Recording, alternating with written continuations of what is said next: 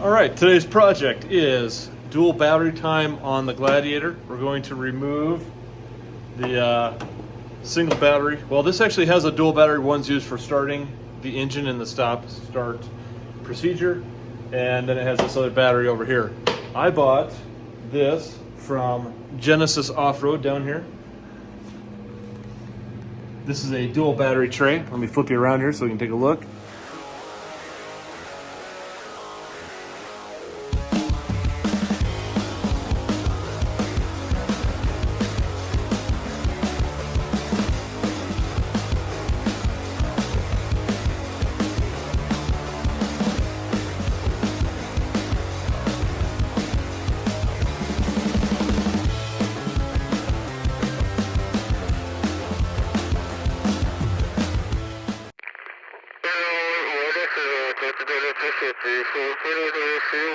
So here's our Genesis dual battery tray. This goes in the Jeep, replaces the single battery, the main battery, and then also gets rid of the stop-start battery, which is buried up in there behind the fender well. And then you put your fuse tray on here. So the first thing we need to do here is go ahead and take out our fuse box, disconnect our battery, disconnect all these bolts that hold the battery in. So we'll go ahead and start doing that.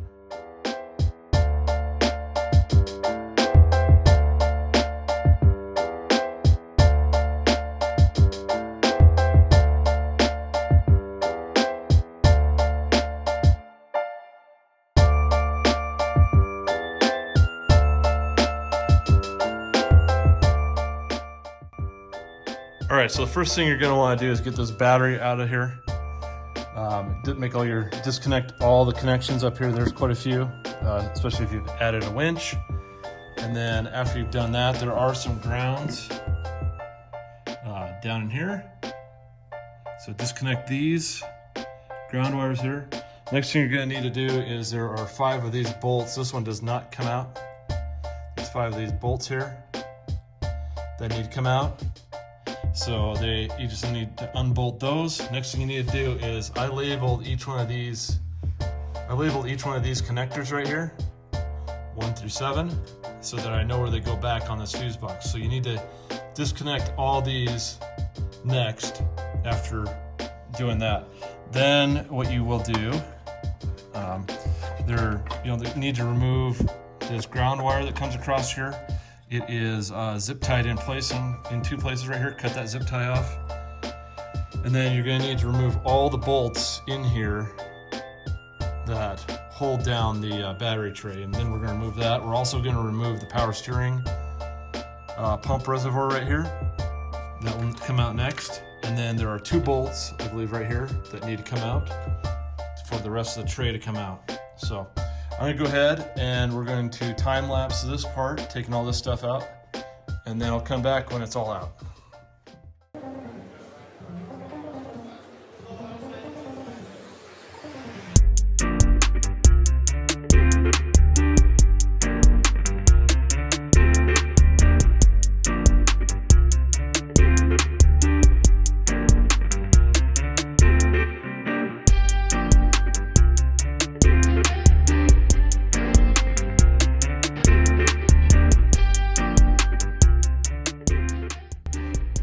All right, got the fuse box out.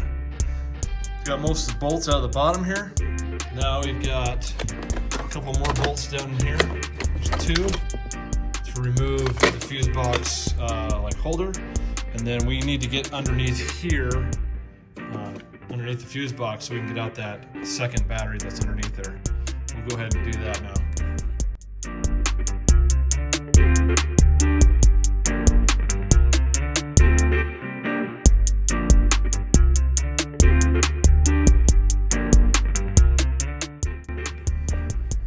Okay, second battery is now out of here.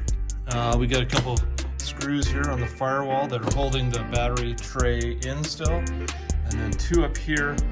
We'll go ahead and get those out. And then we can finally remove this tray, which there's a lot of crap here. So it'll be interesting to see what everything looks like when it's all out of here. So let's go ahead and get this out now. Move the wiring around, and then we'll have to do some wire cleanup and move some stuff around for that. So we'll get on that and I'll come back.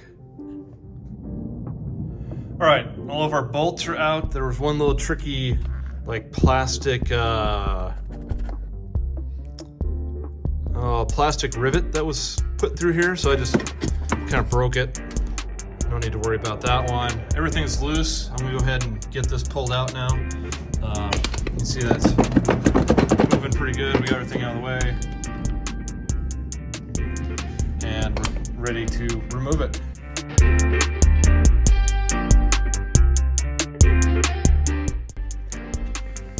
All right, battery box is out, and wow, that opens up a lot of room there. Very interesting. This is the head. I think the head is actually built into the exhaust manifold is actually built into the head. Look how the downpipe comes right into the catalytic converter right here, and there is no typical exhaust manifold. Very cool for a minivan motor. So, very interesting. Do I have an oil leak already? I think I do. Oh, that really irritates me. Wow. Hopefully it's not. Who knows what it's from. Anyway, so we're probably about, let me see here. We're about 10 minutes in now. That's how much we got out in 10 minutes, so pretty easy, I guess. All right, next up, we're gonna take the batteries out of that battery box and go ahead and get that thing installed in here. So let's go ahead and do that.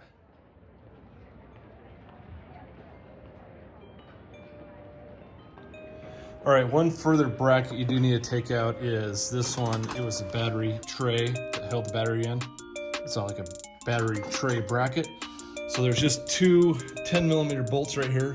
I'm just using a flexible ratcheting wrench right here to undo this. Just go ahead and undo those two bolts, and then you take this bracket out down here, and then you can go ahead and put your tray in. Okay, brackets out. I'm gonna go ahead and install the new battery tray into this area here, and we'll come back after it's sitting in there.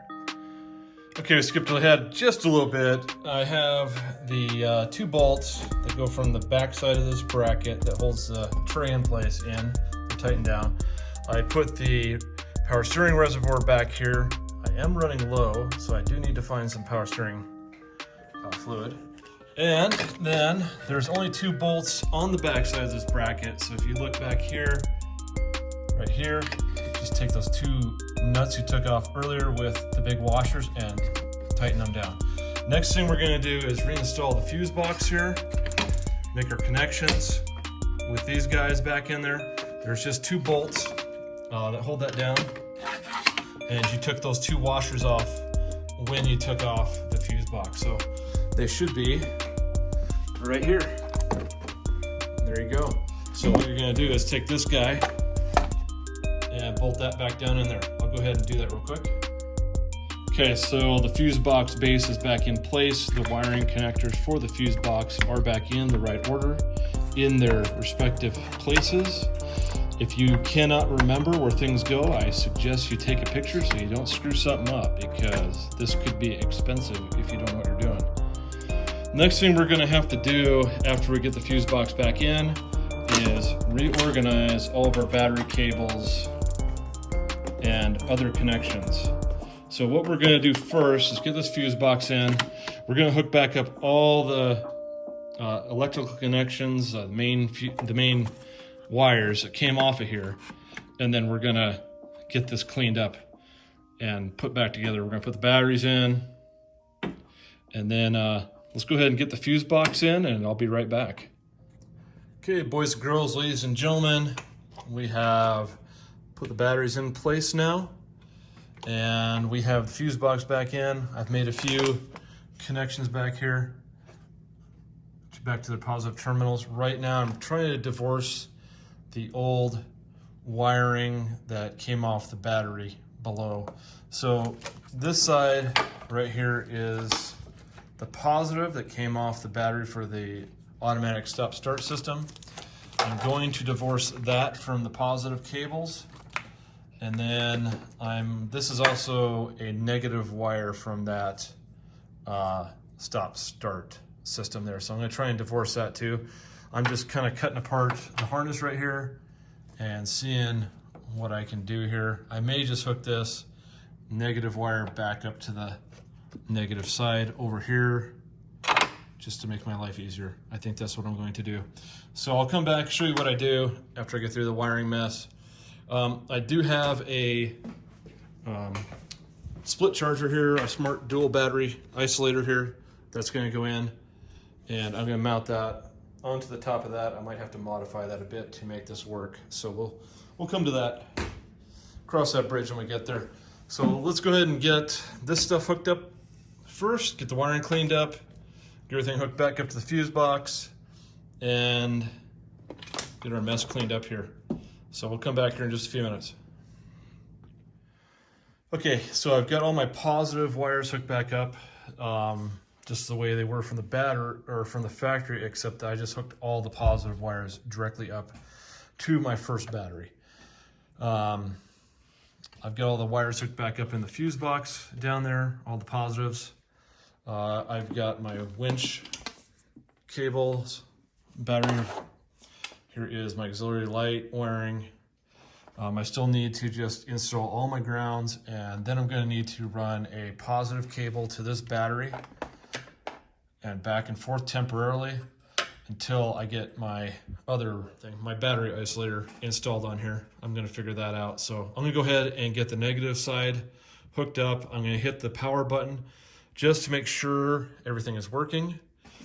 This is the mess of ground wires I currently have. So I'm gonna try to separate that out and clean that up real quick. Okay, so here's our setup. This is not final, but all the batteries are connected together. This negative terminal uses this wire right there to go up over here to this negative terminal of this battery.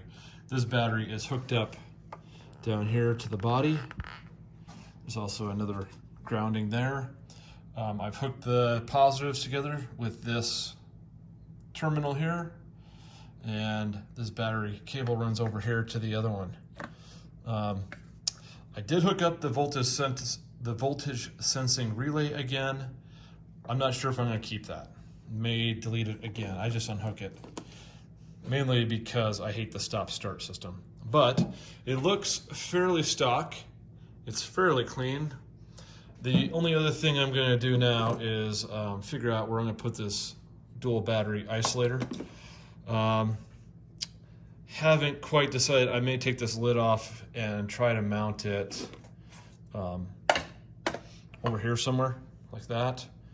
I may mount it right on top of the fuse box as well. I kind of like that location with some Velcro, and then I can just take it off. I'll just make the leads longer than they need to be so I can move it wherever I want. But I think I'd rather have it,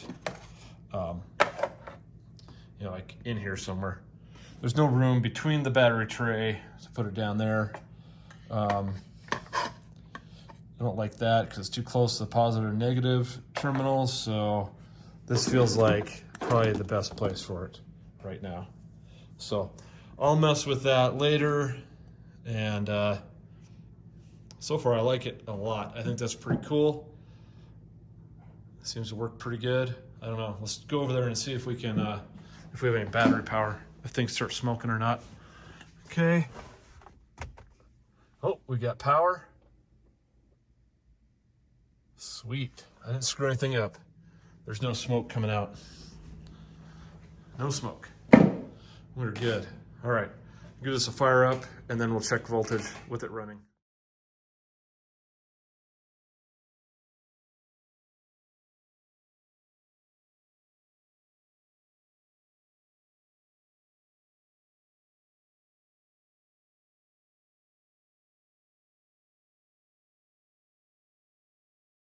All right, guys. We're back for part two. I didn't want to wait around. Okay, So I was looking around, I found some battery cables already made that'll work. So I mounted my smart dual battery isolator right there. It's just put on there with some double-sided sticky tape Velcro stuff. So it will be able to come off if I need to. I've already made the first connection. This is the ground connection right here. So I need to take one of these sides and run it over to my second battery so it will get charged off the main battery. This is the main battery here. So I'm going to take and unhook this cable that I ran over here for the charge wire for this battery, and I'm just going to hook it directly to the isolator. And then we'll take another cable here from the isolator and run it over here, down through here somewhere, maybe up across here. We'll see. So let me take off this battery cable here. Try not to set anything on fire and touch anything weird. I might just run it back through one of these holes over here, but I think I'm just gonna turn it and run it this way for now. So I'll undo a couple connections up here and over here, and we'll make some new connections. So let's start doing that.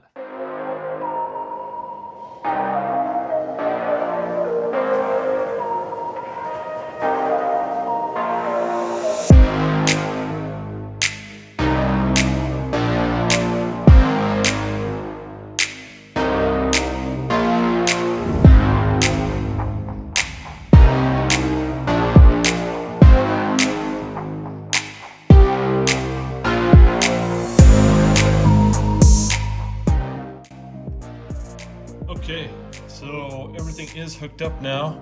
I need to get a better terminal cover than that one. Where's my wrench? I was looking for that, funny enough. Negative side on this battery, positive side here. One side goes over to the battery isolator, it hooks right here. The negative side goes over to the negative side here, and then the negative ground is here and in the body and the chassis as well. We have our shunt for the alternator sensing, voltage sensing relay so that it doesn't overcharge stuff. So we have a smart alternator on this vehicle. A little weird how they put that in there backwards. I'm sure that will be fun to change someday. All right, then we have our negative side of the and then we have our positive side on the battery. This is the charge battery, the original battery, so they like to call it. And that just comes around and connects to this side of the isolator. So everything is done. So when I go ahead and add my house battery, I will just connect it to this because I do have a DC to DC charger that's going in the back of the vehicle. Not sure if that's going to sit there and blink all the time. This does have an emergency feature on it, so we'll shut off the other battery when there's no power. And then all you gotta do is hit a button here and it'll do an emergency start. So that is pretty cool to have a backup battery in case you screw up with your other one. So true dual battery setup here, and it is isolated, and pretty excited to use this. Pretty nice setup. I think it looks pretty clean. The install looks nice. I like it, if I do say so myself. And I do say so myself, so love the battery bracket. That is pretty cool, and all the other setup and stuff is pretty cool. All these battery cables I had are actually made by Land Rover. These are from vehicles that I've parted out over the years. I always save battery cables because the Land Rover ones are just gigantic and well made. Probably the best part made on the Land Rover Discovery. Sorry, but true, having owned quite a few of them.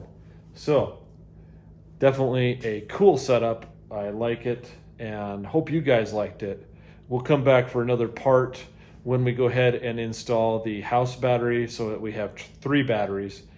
I guess we can call ourselves triple battery owners. So we've got a lithium, what is it? Let's see here. Lithium iron phosphate deep cycle rechargeable battery, 100 amp hour.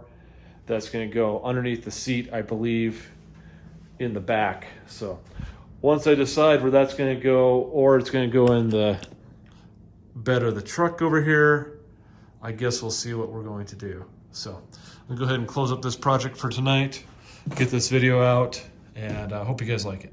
Thanks.